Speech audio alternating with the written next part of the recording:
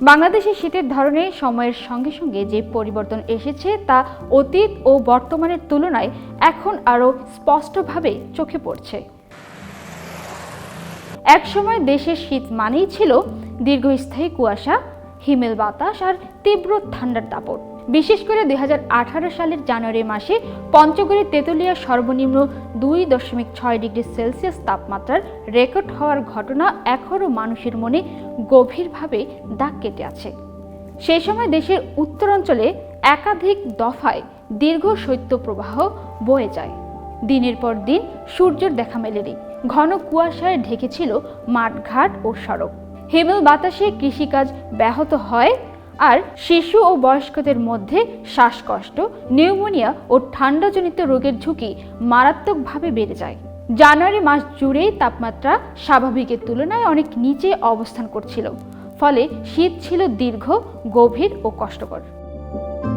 কিন্তু বর্তমানে শীত মৌসুমে 2025 থেকে 2026 সালে সেই চিত্র বড় ধরনের পরিবর্তন লক্ষ্য করা যাচ্ছে। এক সময় যে পঞ্চগড় বা দিনাজপুর ছিল শীতের প্রতীক, সেখানে একবার সর্বনিম্ন তাপমাত্রা সাধারণত 7 থেকে 9 ডিগ্রি সেলসিয়াসের মধ্যেই ঘোরাফেরা করছে, যা আগের তুলনায় উল্লেখযোগ্যভাবে বেশি। রাজশাহী ও রংপুর বিভাগে শীত এখনও অনুভূত হলেও তা অনেকটাই স্বল্পস্থায়ী।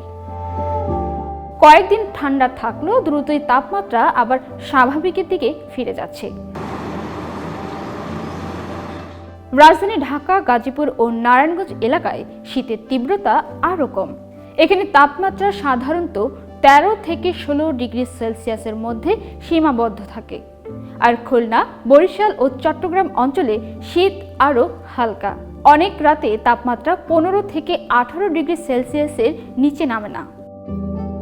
এই ভৌগোলিক পার্থক্য স্পষ্ট করে দিচ্ছে যে উত্তর অঞ্চল এখন তুলনামূলকভাবে ঠান্ডা থাকলেও সার্বিকভাবে দেশের সব জেলাতেই শীতের তীব্রতা আগের চেয়ে কম। একই সঙ্গে শীতের ধরনও বদলাচ্ছে। দীর্ঘ ও ধারাবাহিক শীতের বদলে এখন দেখা যাচ্ছে খণ্ড খণ্ড ঠান্ডা আবহাওয়া, যার স্থায়িত্ব খুব বেশি নয়। আবহাওয়াবিদ ও জলবায়ু বিশেষজ্ঞদের মতে বৈশ্বিক জলবায়ু পরিবর্তনের প্রভাবেই এই রূপান্তর ঘটছে। ভবিষ্যতে উত্তর ও দক্ষিণের তাপমাত্রার পার্থক্য আরও কমে আসতে পারে। ফলে বাংলাদেশের শীত ক্রমেই কম ঠান্ডা কিন্তু অনিশ্চিত রূপে ধারণ করতে পারে, যেখানে কখনো হালকা ঠান্ডা, কখনো হঠাৎ শৈত্যপ্রবাহ, আবার কখনো প্রায় বসন্ত সুলভ আবহাওয়া একই মৌসুমে দেখা যেতে পারে।